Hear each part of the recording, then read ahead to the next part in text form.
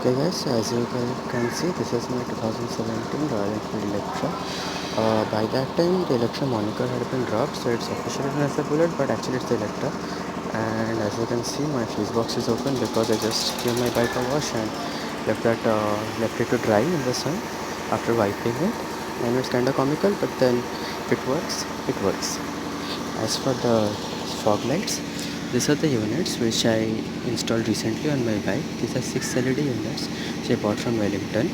There are two on either sides, on this side and another one is on this side. So as you can see, this costed me rupees 300 a pair along with the switch, which is this one. Yeah, so over here is the switch for those fog lights. I've been using this for a week now, almost a week, and I can tell, and the throw, as you'll be seeing the video for later on, that it's pretty good for the price.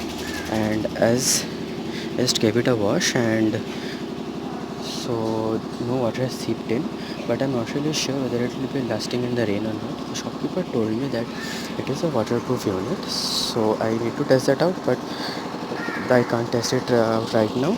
But as of now, I can't see any water seeping in the light, so that's a good sign for a 300 rupees Chinese unit. And beware that these are not accompanied by any warranty or anything as such, because they're not from a reputed manufacturer and they're pretty generic products. So as next up, we'll be seeing the throw of the lights at night and how the performance is along with the headlight of the bike. Thank you.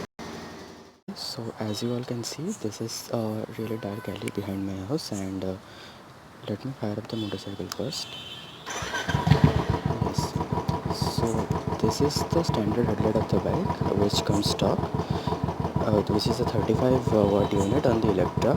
So I did not change the stock unit to the classic 55 watt, and so I've kept the stock, and this is the 35 watt Osram Silver Stars output. And now when I'm turning on the auxiliary lamps, here you go, see. So it's pretty much lighting the entire landscape which I'm currently in, and all this doesn't have a high or low beam settings, as it's a pretty cheap unit. I got it for around 300 rupees from Wellington, Kolkata. It's a Chinese unit and not from any reputed brands. The shopkeeper told me that it is water resistant, but I have to test that out. So once I test that out, I'll let you all guys know. And this is the light with the headlight and the auxiliary lights turned on together. And turn on the headlight. This is only the auxiliary lamps. Turn on the auxiliary lamps, and this is only the headlight, as you all guys can see. So I'll show you the auxiliary lamps now. Let me get up the bike first.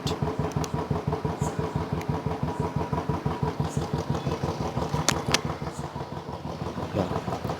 So as you all can see, this is the auxiliary lamps of the bike. I've mounted them on the crash cards as the law says so, because they have to be below the headlight.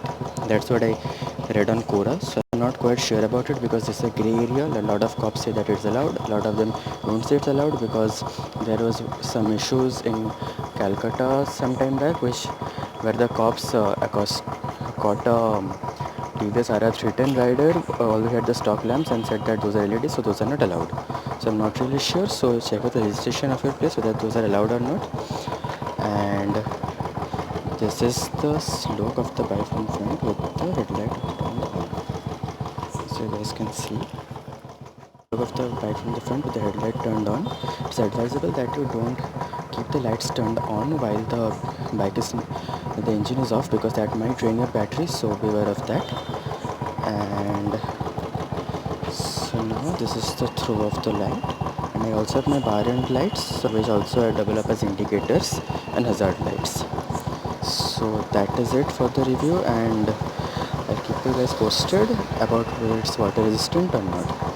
Thank you a lot for watching the video. Please subscribe to the channel and like the video if you enjoyed and if you found it informative. Thank you.